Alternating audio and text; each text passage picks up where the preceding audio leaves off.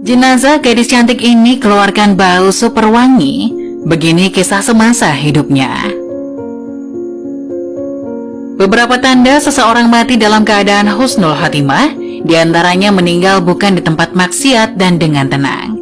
Seperti kisah meninggalnya gadis bernama Mala. Terlahir di tengah keluarga kaya, ayahnya muslim, sedang sang ibu beragama Nasrani.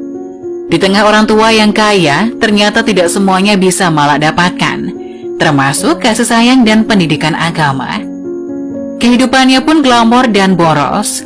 Mala terbiasa menyewa villa saat libur sekolah sejak SMA. Tak jarang, Mala bercampur dengan teman laki-lakinya, bahkan tidur dalam satu kamar bersama dengan yang lain. Meskipun begitu, Mala tidak pernah berbuat tidak senonoh dengan teman laki-lakinya. Suatu hari, ketika liburan, Mala mengunjungi rumah salah satu temannya. Saat Mala berbincang dengan teman-temannya, tiba-tiba seorang wanita mengajak teman lelakinya ke kamar.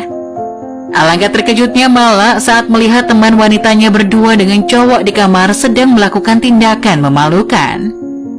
Mala marah seketika dan menampar wajah teman wanitanya. Lalu ia berlari dan pulang. Untuk pertama kalinya Mala merasa tersesat tanpa arah. Dari kejadian itu Mala menjadi sering menyendiri dan merenung. Perubahannya bahkan terlalu ekstrim untuk seorang dengan kehidupan serba cukup. Ia tak lagi menyukai musik, pakaian yang serba terbuka, bahkan rumah mewah tempat ia tinggal. Kumandang adzan yang tak pernah ia dengar, tiba-tiba hari-hari setelahnya seolah suaranya mengusik jiwa. Sejak saat itu, ia memutuskan untuk sholat.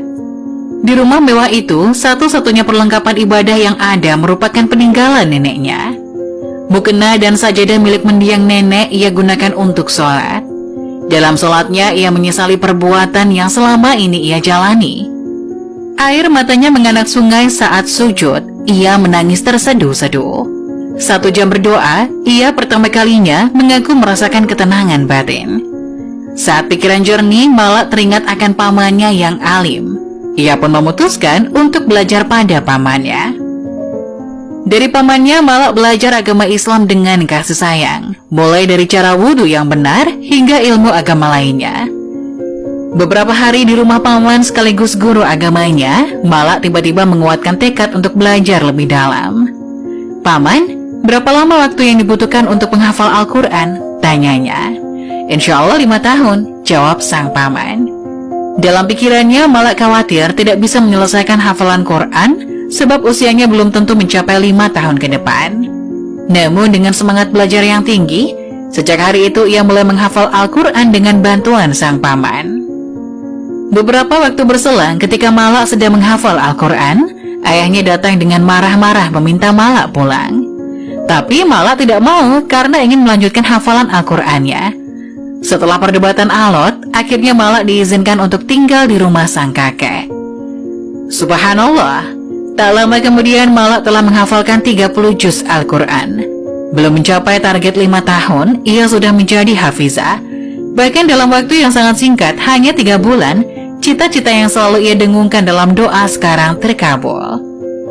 Pasca bisa menghafal 30 juz dalam waktu 3 bulan, Mala mengadakan acara syukuran. Seluruh keluarga dan kerabat diundangnya. Semua telah berkumpul, acara hampir dimulai, tapi Mala tak kunjung terlihat juga.